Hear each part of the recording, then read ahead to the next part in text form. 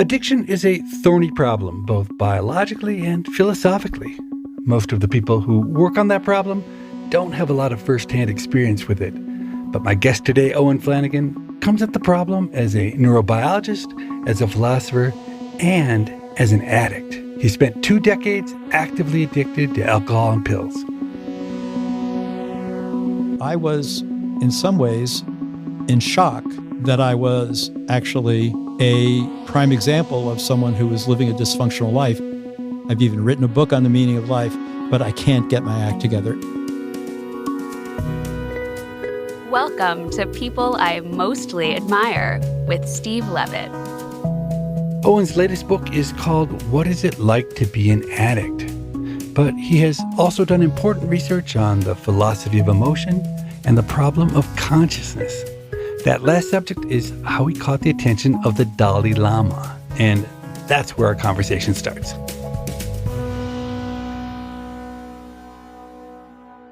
My own journey has been that as an undergraduate, I was very interested in psychology and also what became neuroscience, as well as philosophy. And some of my teachers encouraged me to go on to a graduate school in psychology.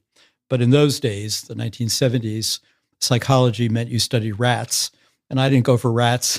But I always thought of myself as a philosopher of mind, a philosopher of psychology. In the early 90s, there started to be a lot of interest in the nature of consciousness inside philosophy and also inside psychology and neuroscience. And you might think, well, gee, conscious mental life must always have been the topic of psychological inquiry. But actually, for reasons that have to do with psychology trying to be purist about method, during a period of the rise of behaviorism, the thought was, no, let's just study behavior and the external world, come up with correlations about what kind of things produce what kinds of behavior, and those will be the laws of psychology. So economics had that same feeling that economics wanted to be like physics. And so a lot of topics were just off limits because we have to be a hard science. So we have to study things that can be studied like the scientists study them. Yeah. So physics envy, people would talk about. Yeah.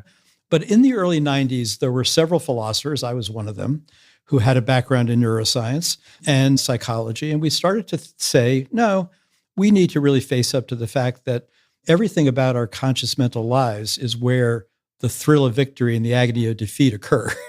They're not in our behavior and they're not in the external world. They're inside us. So then the question arose, could we explain consciousness empirically, naturalistically? And just to make sure I understand, what do you mean by consciousness? So I mean something like the private thoughts that you have that you never say, the ruminations that you have that you never talk about in public, the emotions that we experience internally but don't always come out in behavior.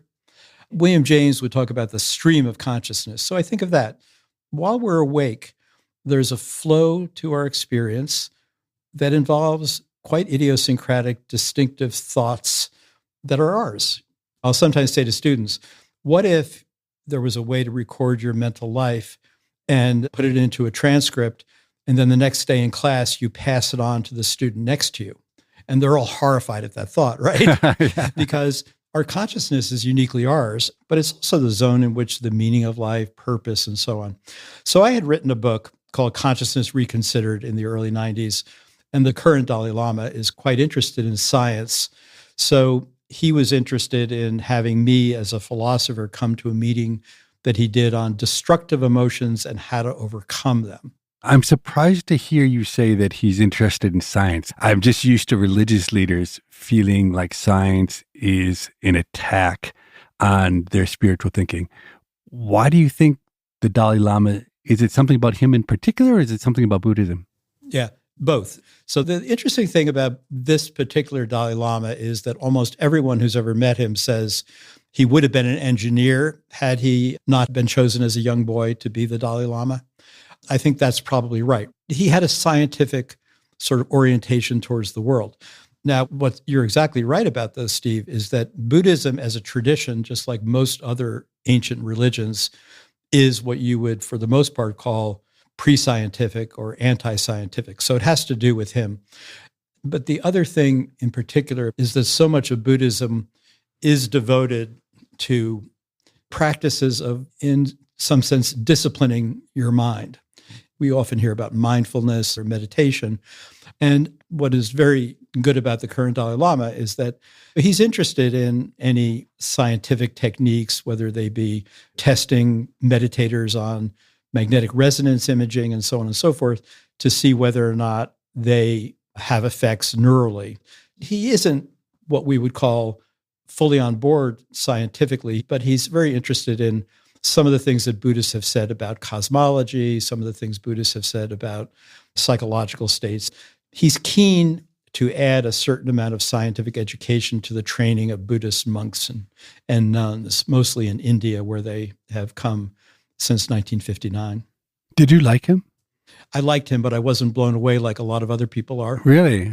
I mean, I thought he's like a normal, nice guy. Interesting. But that's my general view of the best religious leaders, that they're just normal. And in some ways, they're bureaucrats. He has to be a bureaucrat running this complicated. So who does blow you away? Have you met people who have blown you away if the Dalai Lama didn't? Well, I guess you could ask the question, like, are there any people intellectually who blew me away? And there are some people I've met who I think just have 10 more, I don't know what is wattage or something like that. Some geniuses. Alistair MacIntyre is a philosopher, a friend of mine. He's a mind of a different order. The Dalai Lama, I suspect, is a nice human being. He's charismatic, but there are plenty of other people who are charismatic. I once was asked to tell an audience of religious people about why I was not religious. And I did say to them that when I first read the Gospels, I just thought, well, Jesus is a nice guy, but there's no jokes. And if there were a God, he would be much, much better than that. So going back to Buddhism, I remember there being big claims in the past about how neuroscience had linked Buddhist practice to changes in the brain. Did you find that work convincing? No, it's not held up at all. We're in a time of excessive sort of neuroenthusiasm, I call it, where sort of everything needs to be tied into the brain. So you're absolutely right. There was an effort on the part of a group out of Wisconsin, a very good group of neuroscientists, but they were trying to argue that, for example, there were cortical activity in very adept meditators that showed that they were more likely to have shifted brain regions associated with happiness in the right direction. The trouble is there are no brain regions associated with happiness. This is another problem with this excessive enthusiasm. The brain, we're just at the beginning of really understanding how the brain works.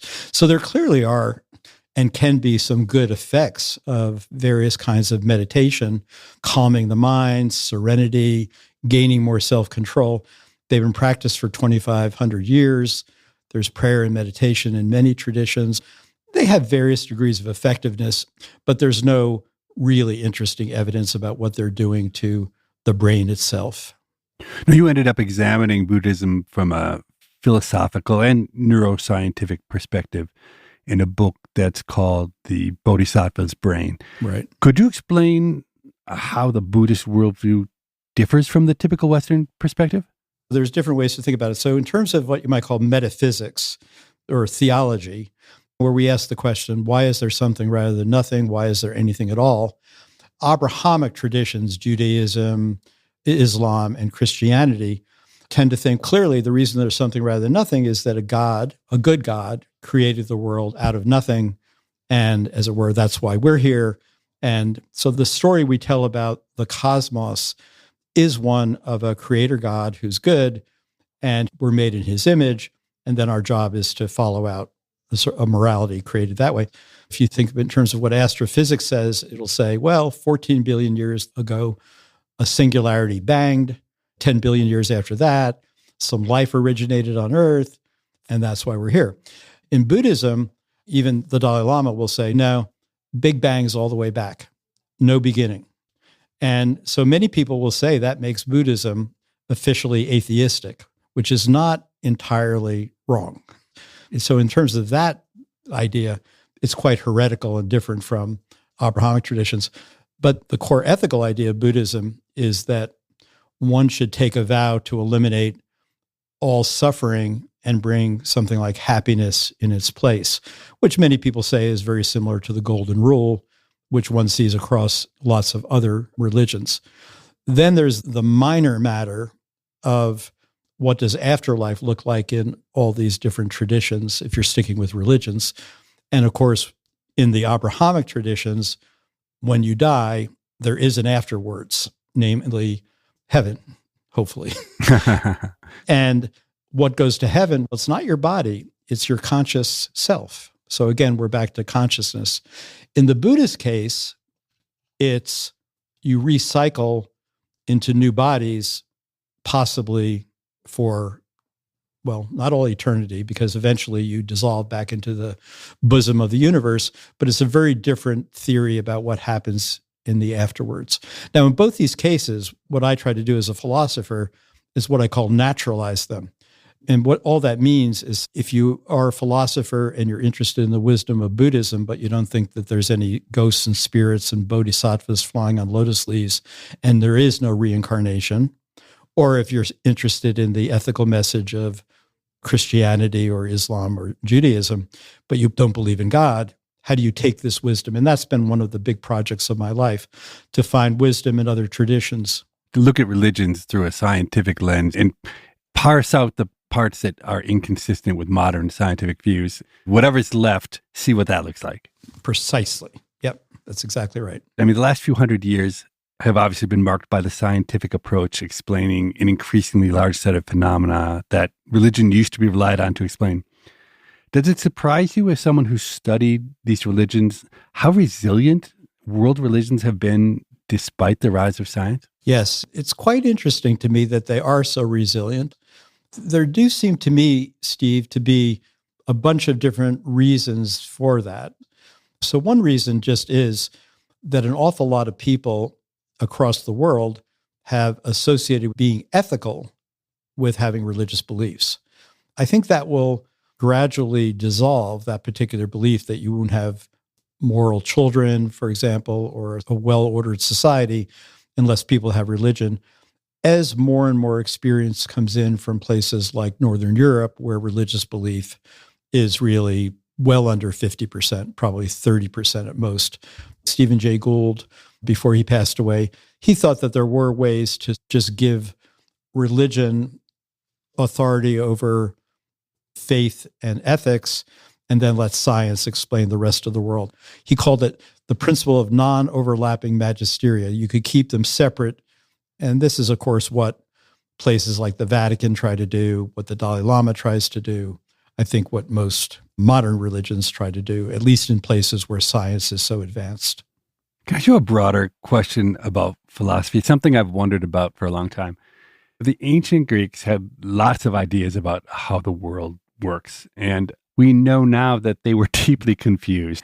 They thought the earth was the center of the universe. They were totally wrong about medicine and the human body. They thought there were 4 basic elements: fire, water, earth, and air. But the 2 areas I can think of where ancient Greek thinking has held up is first in math. They were really good at things like geometry and trigonometry.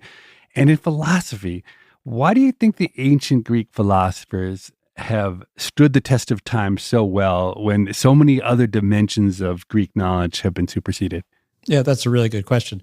You would think that I had thought a lot about it, but I haven't, having spent a career teaching philosophy. A philosopher at Harvard, Alfred North Whitehead, once said, the safest generalization to make about Western philosophy is that it's but a series of footnotes to Plato. And that's interesting because we do live in a lineage that attaches great importance to what the early Greek philosophers said. You see the same kind of thing over on the side of people like Confucius. I mean, Buddha, Confucius, Plato, and Socrates lived around the same time. That's called the axial age, some people call it, where the sort of grand world traditions start.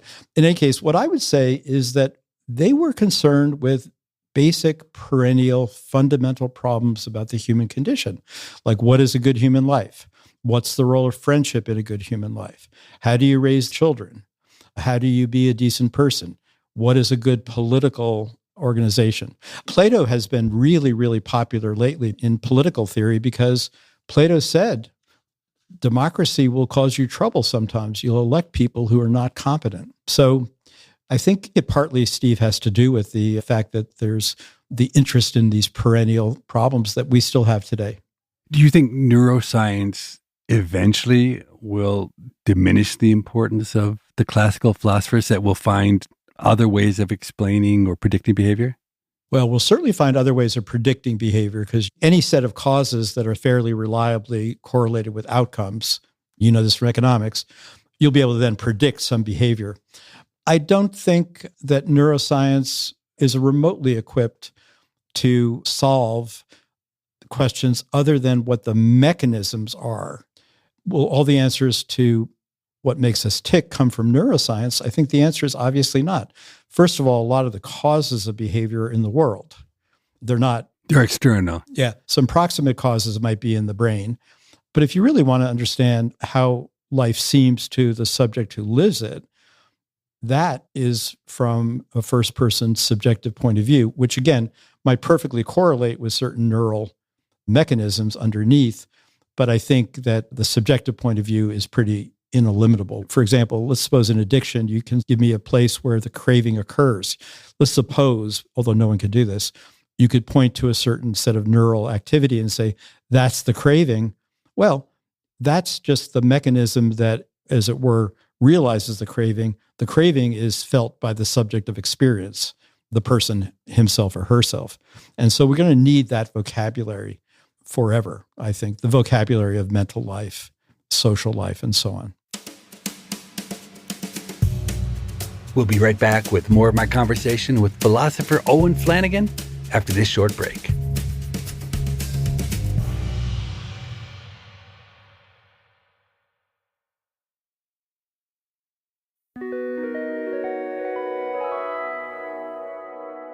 Another topic that you've studied extensively is addiction, and it's a subject that is of particular relevance to you because you suffered from alcohol and drug addiction for many years, for decades. And let me start by saying how much I respect your courage writing in such detail about the darkest times of your life. Can you talk about why you decided to share your addiction story? Yeah, thank you for asking. It wasn't entirely easy.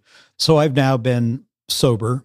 I haven't used alcohol or taken any of the drugs I loved, which were benzodiazepines, in 18 years. And of course, all my family, all my loved ones knew about my recovery and my addictions. Like a lot of addicts, I was good at hiding it. So it wasn't as if the entire world around me knew. But of course, as I was getting better, I was very often going to meetings with other addicts and sharing my story. And I realized the healing power of stories in groups like Alcoholics Anonymous, Narcotics Anonymous, and so on and so forth. Because that's pretty much what addicts do when they get together. We share our experience, our strength, and our hope with other addicts. And so, given that I also worked on the nature of mind and consciousness, and I also worked in ethics, a lot of friends would say, Owen, you're perfectly positioned to write about this. And of course, what I was doing was I was following all the psychology, all the neuroscience, all the writings that people were making about how we should treat addicts ethically. Should we not blame them? Do they have any responsibility? So you were doing this while you were an addict. You were doing this to help understand being an addict, or why? I was doing it a little bit while being an addict, but pretty ineffectively. But I was doing it really in a dedicated way towards the end and once I stopped. So I started to write a few articles. They were hidden away in academic journals. And I just waited till I retired. That wasn't just because I didn't want my story out while I was still working and teaching, although it was a little bit of that. It was more that I just needed to take a big breath and have there be some time.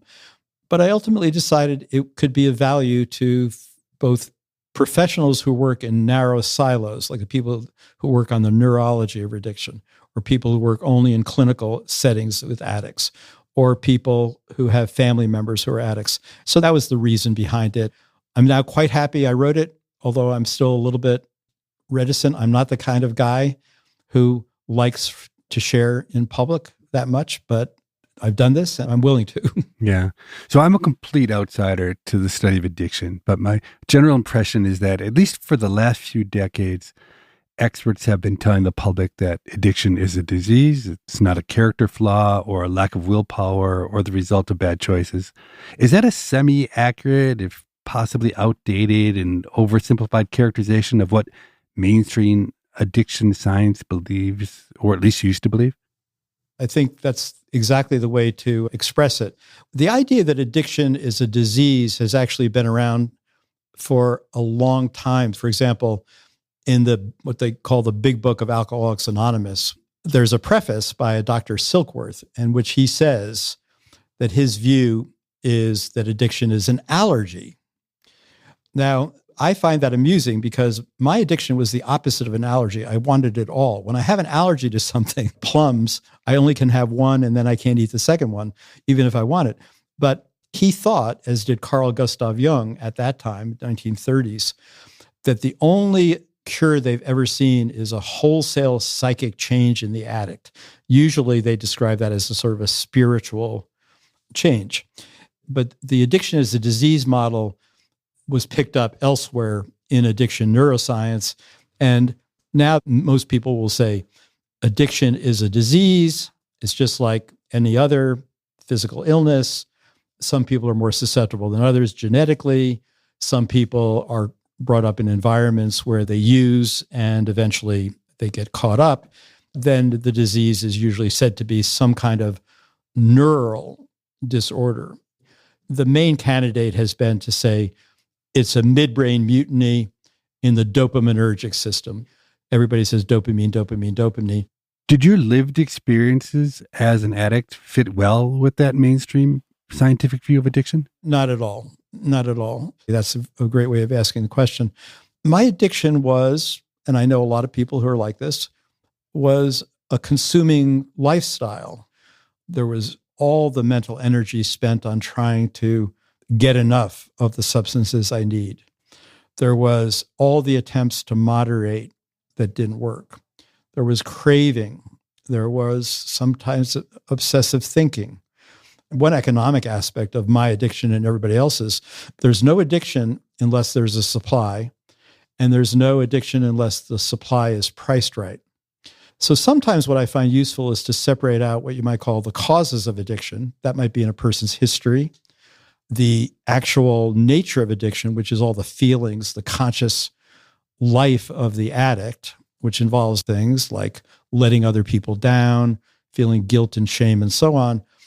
And then problems of control, of executing.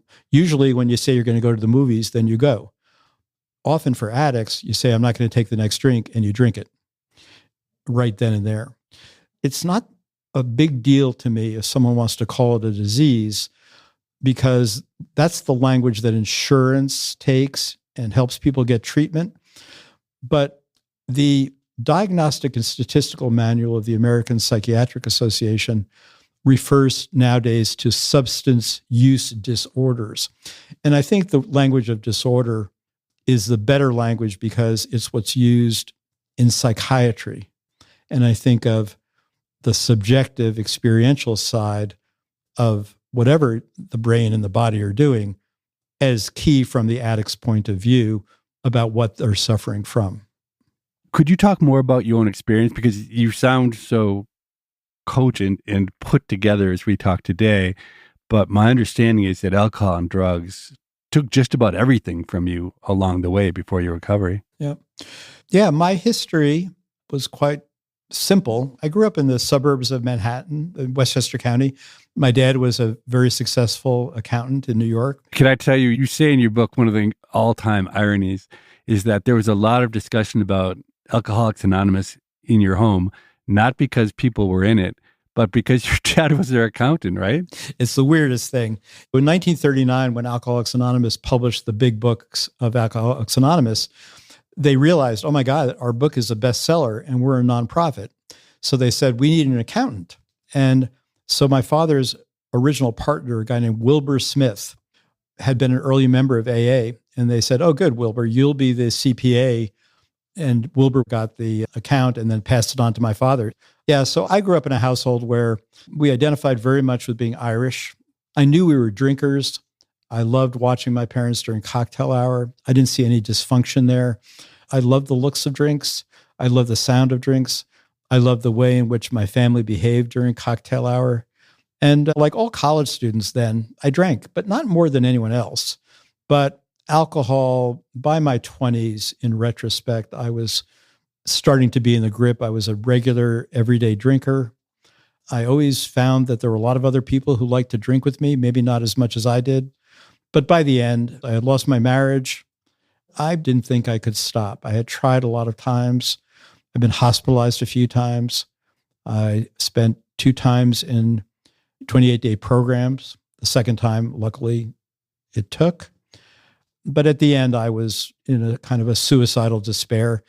But I had some friends who had met me in Alcoholics Anonymous who were also like me, not religious.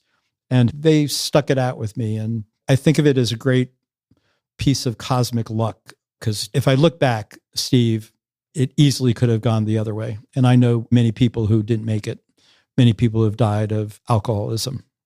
But for 18 years, it's been better. Yeah. I'm healed. And the good news is that my loved ones love me. My kids, who are now in their early 40s, love and respect me. They didn't always see the worst side of me.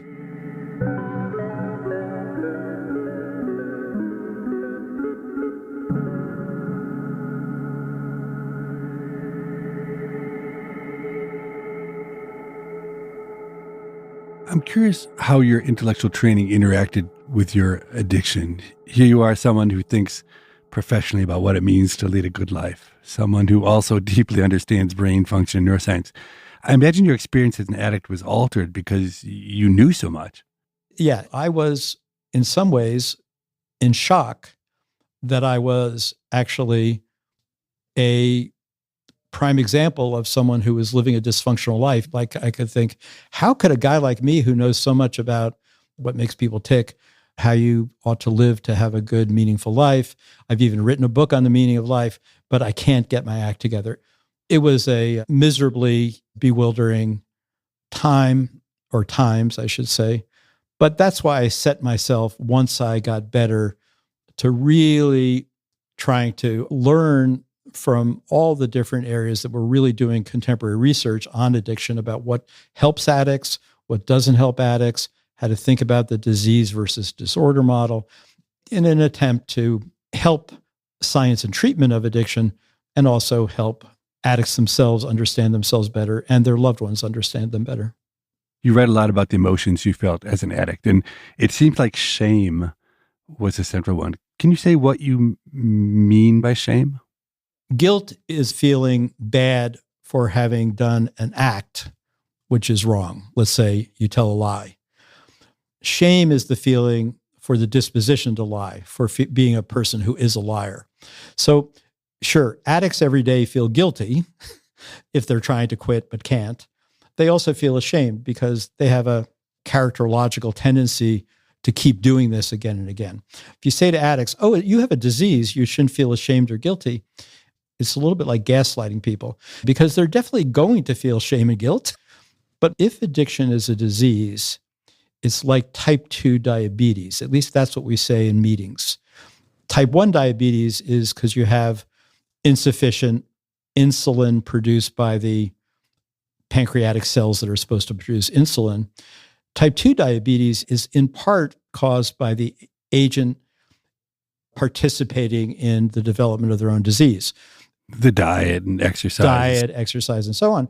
And so pretty much all addicts have to participate in a form of life, which is either drinking or smoking weed or using methamphetamine.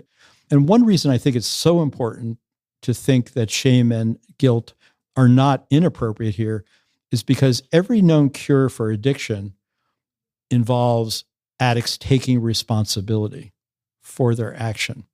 So I think that we need to find space between the pure disease model, where this colon cancer you got is not caused by you in any way, and the moral model, which says, oh, this is all on you, to some kind of model that says there's lots of complicated disorders, addictions are among them, where the person participates in the development of their own addiction, and they participate to a certain extent in sustaining it, even as they want to give it up.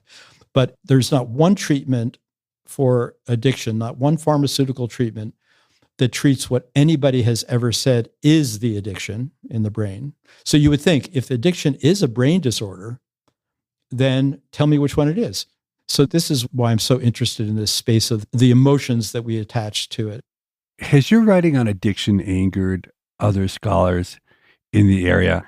It seems completely obvious to me that you have extra insight into this issue because of your history as an addict. But I could also see among petty academics, people conjuring up reasons why a former addict's scholarly work on addiction shouldn't be given credence. Maybe your scientific conclusions are too swayed by your subjective experiences, or you have incentive to portray addiction in some particular way that's self-serving.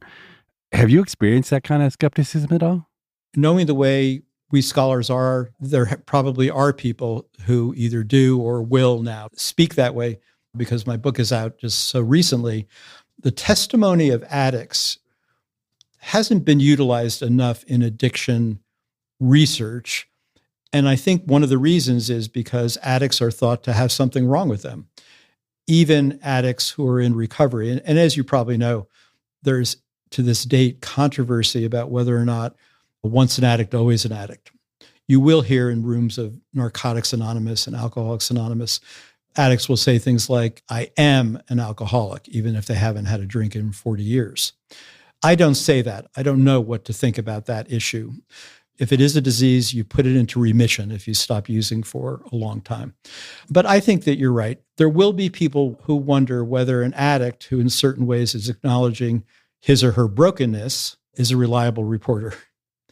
And all I can say there is that in the book, most of what I write about is not my own testimony, except when I think it's useful. And sometimes I think it is a good way to catch the attention of an audience to say, here's what it seemed like for me. And also sometimes here's what it seems like from the thousands of other addicts who I've had the good fortune to talk to, addicts in recovery for the most part. I have the luxury of being able to read everything there is in psychology and everything there is in neuroscience and be on top of it. I pretty much have to go in there with my credibility as an honest broker about what scientists are saying. And then hopefully the moves are transparent enough that the scientists can judge for themselves. This is People I Mostly Admire with me, Steve Levitt. After this short break, Owen Flanagan and I return to talk about whether we should legalize drugs.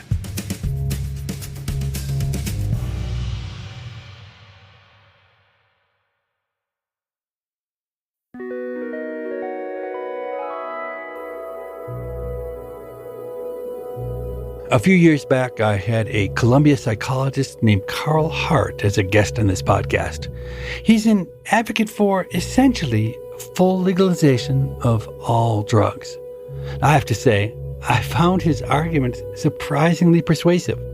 Owen Flanagan knows Carl and is familiar with his arguments, and I'm curious what Owen thinks about drug legalization.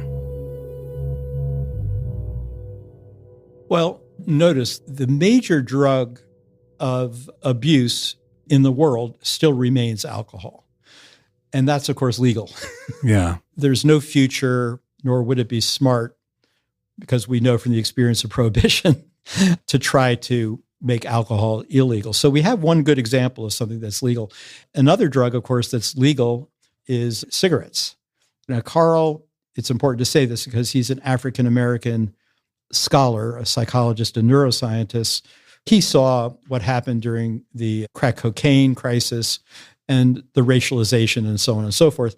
And furthermore, Carl has done this fantastic work showing that every drug that is abused also has performance-enhancing characteristics at low doses.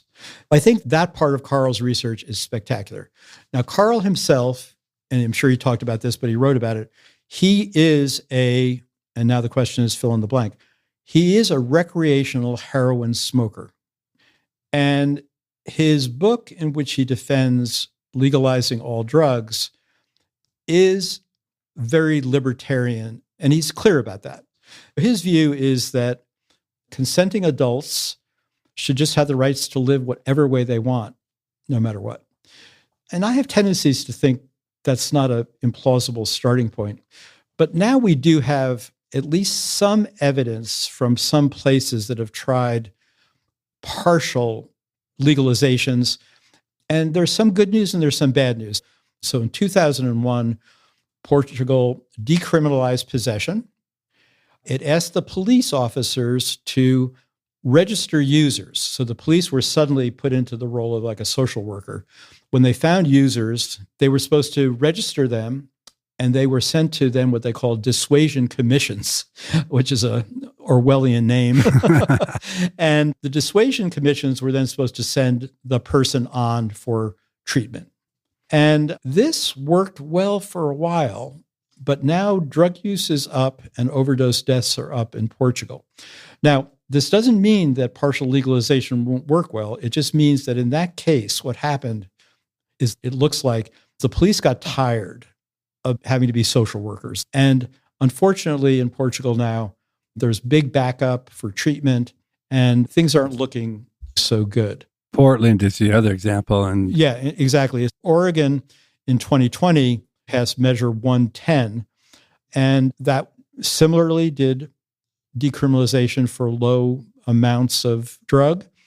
But in 2022, there was a 20% increase in overdose deaths in Portland, maybe in Oregon in general. I'm not sure where the statistics are, and an increase in illicit drug use. And they were finding that illicit drug disorders were at 9%. That's 3% higher than the U.S. average. And alcoholism was at 12.3%. That's 2 points higher than the U.S. average. That, of course, led recently to Measure 110 coming off the books. But in all these cases, there were very big problems. So Oregon was actually the 50th in state expenditure of all the states to treatment for addiction at the time they passed the ordinance. Really? That's surprising to me. Yeah. So that meant that they didn't have enough people in place to do treatment. So that was the big problem there.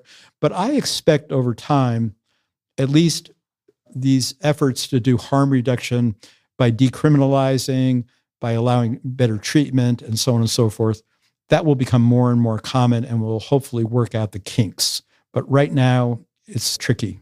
Yeah, it seems like to really make Carl Hart's idea work, you need to go further. I don't think anybody's drug of choice in a world in which there was a grocery store variety of drugs would be fentanyl. People use fentanyl because it's cheap and it's available. But in a world in which people could shop around and figure out what drugs satisfy them and yet make them functional is a world where things might be better. We're a million miles away from that world. But in my own view, I think that's the way in which possibly this sort of legalization could pay dividends if we could pull it off wholesale. If we could, you're right. The whole fentanyl thing is a tricky case. And in fact, as an economist, you might be interested in this. About 3/4 of the costs, financial costs, are for non-addicted drug and alcohol use. And then a lot of the social costs, the terrible last few years with the mostly fentanyl overdoses, many of those people are recreational users who get something mixed with fentanyl and so on and so forth. Now, whether or not fentanyl would not be the drug of choice is an interesting question, because even U.S. government work that describes the effects of various drugs acts as if fentanyl is the bomb. It says something like, fentanyl is known for its hedonic effects in low doses, but it's a tricky one. This is where I just, maybe like you are, I don't know what to do about these legalizations I did. I don't know how you do it. It would probably be for the good if, just like we allow methadone and norepinephrine as substitute opiates, if there were some harm reduction techniques where at least addicts could be shown what dosages of different things that they happen to like, they might be able to take in dosages which would also allow them to live a decent human life, because many of the problems caused by, well, some drug addictions, of course, are caused by social dislocation and things like that and are sustained by it. So there might be a lot of different ways to keep people from wanting to cross lines with drugs by enough testimony of people who have done it, who say, this isn't going very well for me.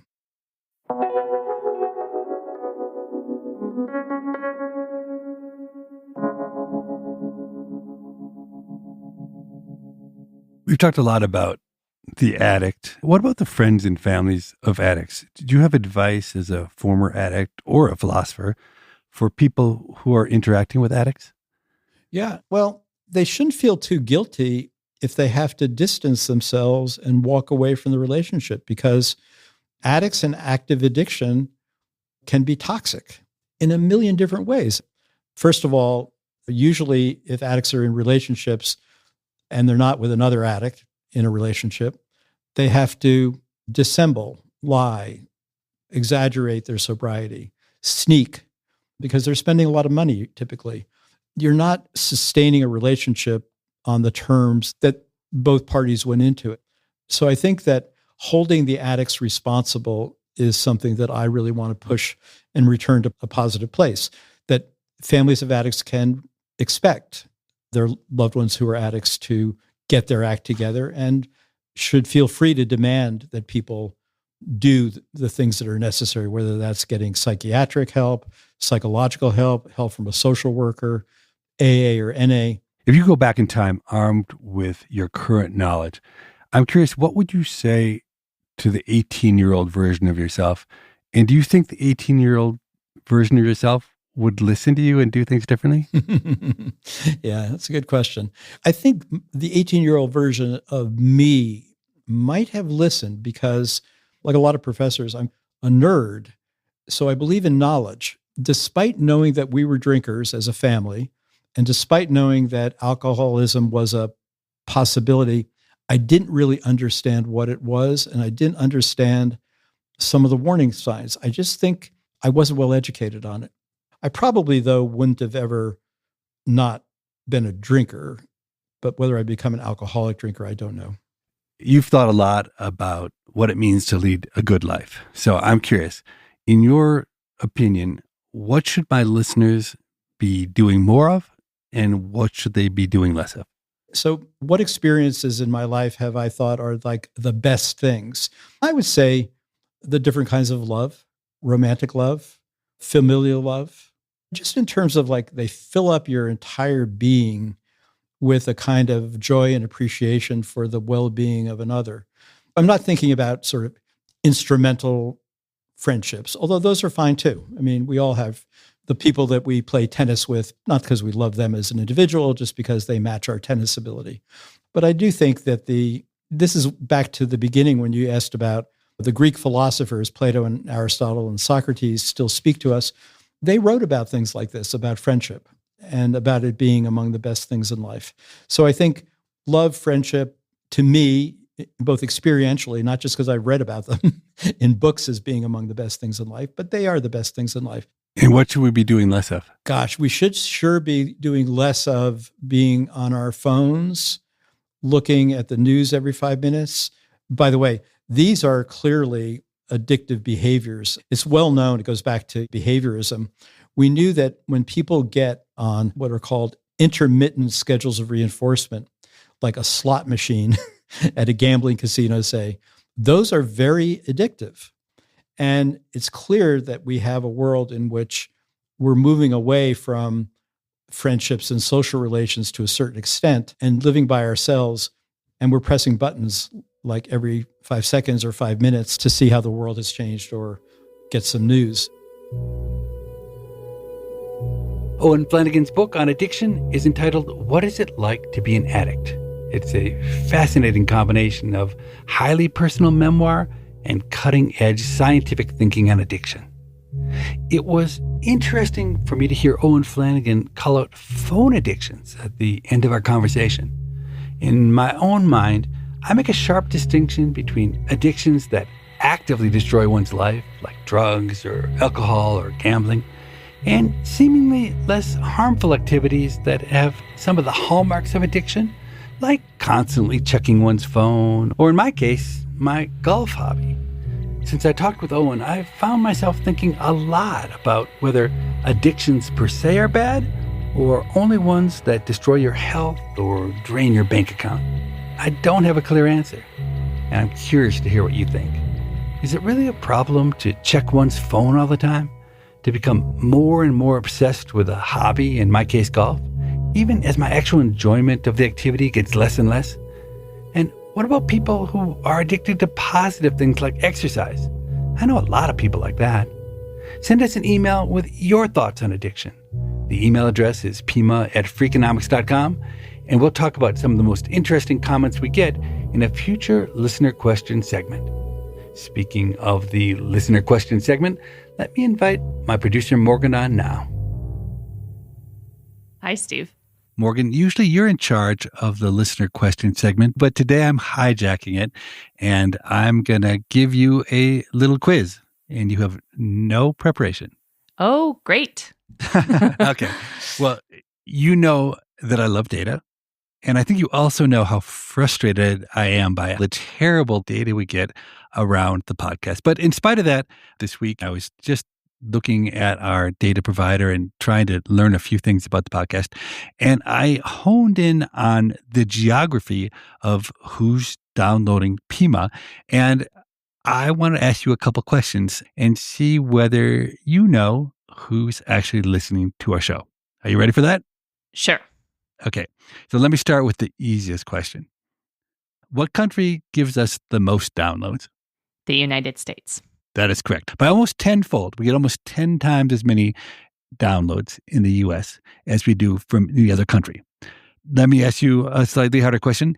What country that doesn't have English as an official language gives us our most downloads? Doesn't have English as an official language. Ooh, somewhere in Europe. Yes. Germany? Correct. Okay, so that was too easy too, because Germany's much bigger than the other countries. But that was good. I didn't know for sure you'd get that. You have low expectations of me, I see. I'm not sure I would get these right. Now let me give you a tougher one. And that question is, per capita, what country gives us the most downloads? Because I would have said the U.S. for certain, but it turns out that's not right. And I was actually shocked by this. Okay, this could easily be wrong, but we have a lot of listeners who write in from Australia. So I'm going to guess Australia. And that's exactly what I would have said too, because it is true. We get such an overabundance of emails from Australia. It turns out, though, interestingly, it is Canada.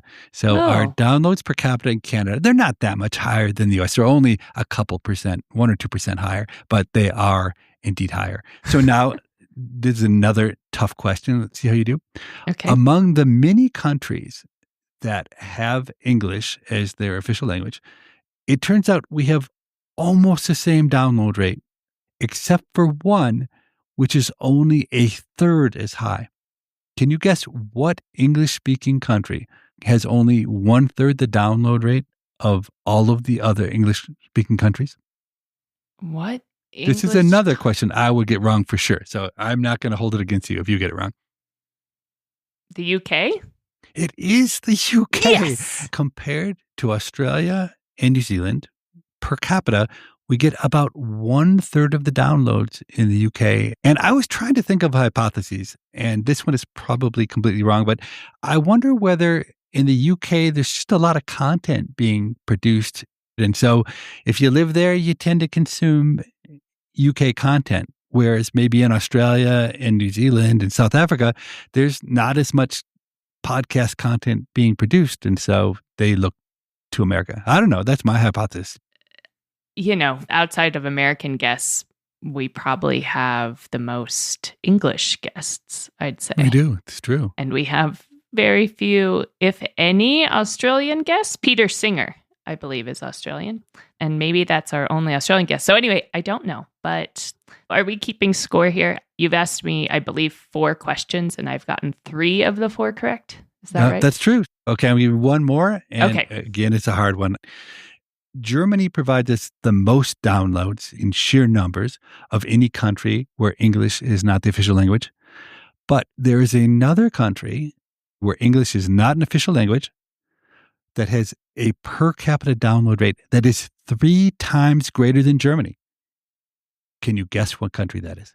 Ooh, I'm going to just go out on a limb and say Brazil. Oh, okay. Interesting. That is not correct. It's the Netherlands. And again, It's one of these things where I'm not exactly sure why the Netherlands would be so much bigger than Germany. It is true that almost everyone in the Netherlands does speak English, but of course, almost everyone in Germany speaks English as well. I'd be interested if listeners have an explanation. So what are our takeaways? The only other thing I noticed is that we sometimes in the past, we've altered our content for India because I think India has very strict rules about the use of expletives in podcasts. Yes. And it turns out that India provides the 8th most downloads of any country. But on a per capita basis, perhaps unsurprisingly, India is really a disaster. So if you index the United States to be 100, that's your baseline, then the download rate per capita in India is 0.3. So about 1/300th the rate of per capita downloads in India as in the US. To be fair, I wouldn't say we alter our content. We just bleep expletives. We bleep them for everyone. Yes, we bleep them for everyone. Then our show doesn't get labeled as explicit. Maybe we'd like to be. I suspect that maybe if we had a little more explicit content, we might have a few more downloads. That decision gets made at a higher pay grade than mine. Mine too. All right, but we'll work on that. Listeners, if you have a question for Steve or a question about the show or a question for this week's guest, Owen Flanagan, please write to us. The email is pima@freakonomics.com. That's PIMA@freakonomics.com. If you have a question for Owen, we can get that question to him and maybe answer it in a future listener question segment. Steve and I do try to read every email that's sent, and we usually succeed, so we look forward to reading your email. Thanks. In 2 weeks, we're back with a brand new episode featuring Jack Szostak. He's a Nobel Prize-winning chemist who spent the last 20 years searching for the origin of life. As always, thanks for listening, and we'll see you back soon.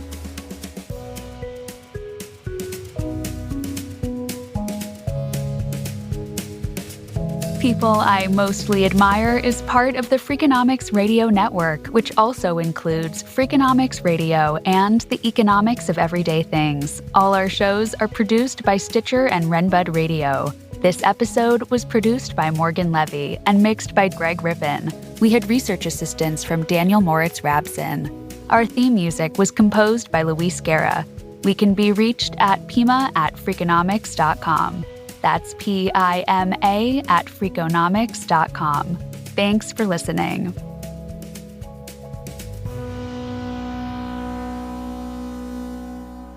I know almost nothing about philosophy, so maybe you can have that in the back of your mind as you try to dumb things down.